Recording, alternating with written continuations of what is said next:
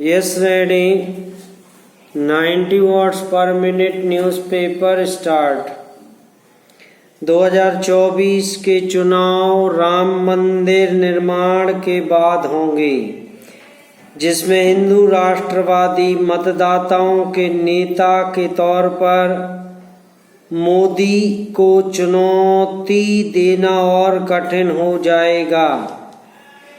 तीसरी बात, बीते 9 सालों में एक नई राजनीतिक परिघटना ने आकार लिया है, जहां मोदी ने करोड़ों मतदाताओं को अपनी पार्टी के समर्थक के रूप में लामबंद किया है।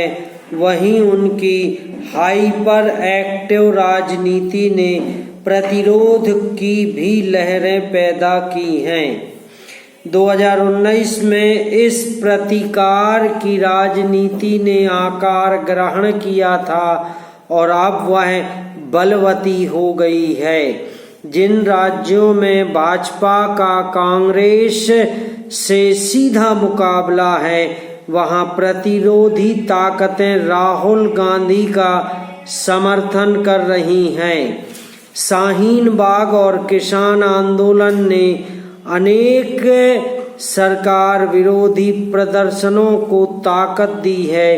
यूट्यूब पर सेलिब्रिटी मोदी के विरुद्ध आक्रोश जता रहे हैं, जिन्हें करोड़ों लोगों द्वारा देखा जा रहा है, लेकिन मोदी का विरोध करने वाले भी उन्हें निरंतर चर्चाओं के केंद्र में बनाए रखते हैं।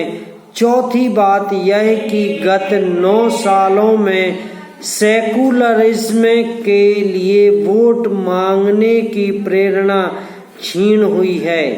विपक्षी खेमा आज मोदी विरोधी वोटों के बारे में ज्यादा बात करता है। पिछले कुछ चुनावों में मोदी विरोधियों को वोट मिले हैं, फिर भले ही वे सेकुलर ना हों।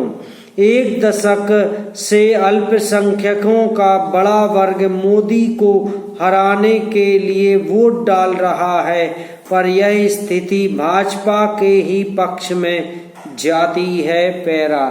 पांचवी बात, हमें वोटों के ध्रुवीकरण और एकत्रीकरण के भेद को समझना होगा।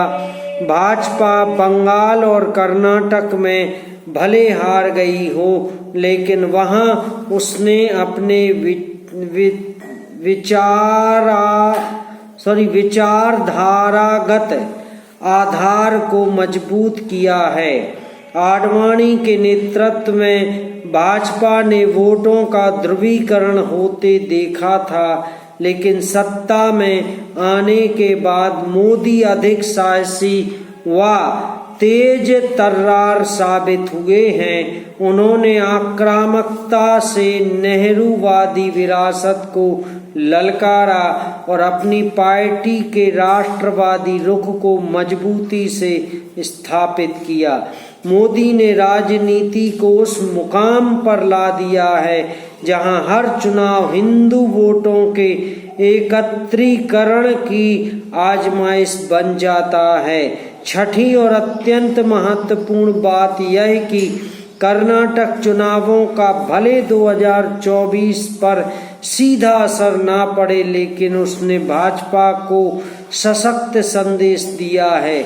जमीनी रिपोर्टरों को पता था कि चुनाव प्रचार शुरू होने से पहले ही भाजपा वहां हार गई थी, क्योंकि पार्टी 40% सरकार के आरोप को अपने से छुड़ा नहीं पाई थी।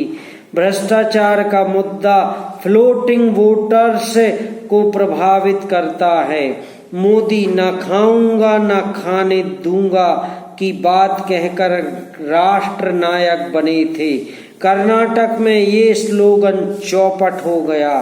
कर्नाटक पहला ऐसा अवसर है जब भाजपा भ्रष्टाचार के मुद्दे पर चुनाव हारी है।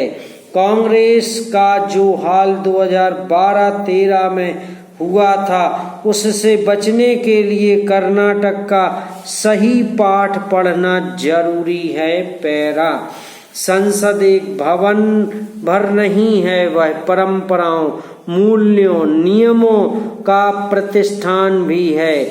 हमारे लोकतंत्र का आधार है। 2014 से लेकर अब तक 6 ऐसे अवसर आए हैं जब संसद में वो घटनाएं हुई जो इससे पहले कभी नहीं हुई थी। पैरा। जब लोकसभा या राज्यसभा में कोई विधेयक प्रस्तुत किया जाता है तो हर सदस्य को डिवीजन द्वारा मतदान का अधिकार होता है। अगर एक भी सांसद कहता है डिवीजन, तो पीठासीन अधिकारी का दायित्व है कि इस पर मतदान करवाए। समाप्त।